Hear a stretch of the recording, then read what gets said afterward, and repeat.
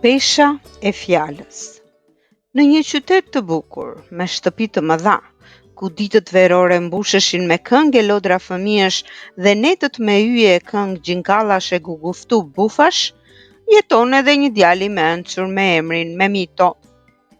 Memito i vogël pëlqehet nga të gjithë, ata që kanë pasur fatin ta takojnë.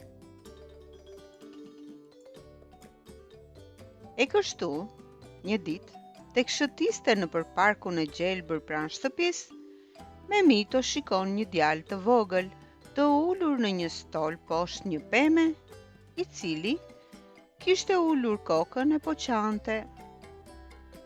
Memito i afrohet qetësisht, nxjerr nga xhepi i vet një pecet të pastër dhe ja ofron djalit, të cilit nga të qarët i qenë mbushur syt me lot e hundët me qurra.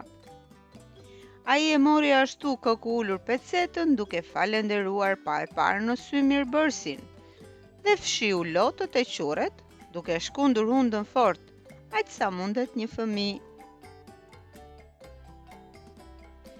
Dëshiron që të ri apo të bezdis? E pyeti Memito djaloshin e vogël, pak më të vogël se ai vet. Jo, tha djali, nuk më bezdis, përkundrazi faleminderit. Po përse po qan, nëse mund ta di? E pyeti Memito pasi djali u qetësua. Shokët e klasës time nesër do të shkojnë në ekskursion, u qa djaloshi. Por unë s'mund të shkoj sepse jam i dënuar. Memito qeshi. A ke shkuar gjithmonë nëpër ekskursione? Pyeti ai, si të donte t'ia zbehte bukurinë dhe kuriozitetin e ekskursionit. Dhe në fakt, ky ishte qëllimi i tij, duke qenë se vetë Memito nuk ishte shumë i apasionuar pas ekskursioneve të lodhshme, të cilat edhe i pëlqenin, por shpesh edhe pendohej që kishte shkuar, pasi kthehej ande i lodhur, pis dhe ndonjëherë me gjunjë të lënduara. Mami më ka dënuar sepse ka marrë një 6 në matematik, tha djaloshi, kështu që derisa të përmirësoj notën, nuk do të shkoj në asnjë ekskursion.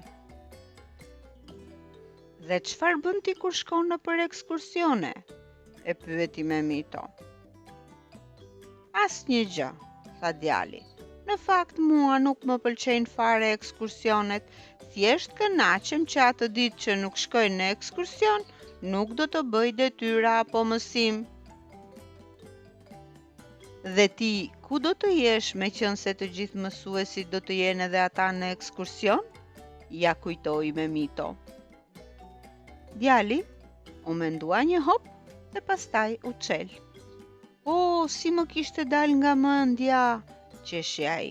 Unë do të jem i lirë të bëj ç'të dua pasi të plotësoj detyrat që më ka dhënë mami. E shikon atëherë që nuk ka asgjë për të mërzitur? Qeshi Memito. Problemi nuk qëndron as pak tek dëshira jote për të shkuar në ekskursion. Pra ti nuk e kishe këtë dëshirë. Por problemi qëndronte tek fjala dënim, të cilën mendja jote e përpunoi aq shumë sa që krijoi një dramë të tërë, edhe pse nuk ka asgjë të tillë në gjithë këtë.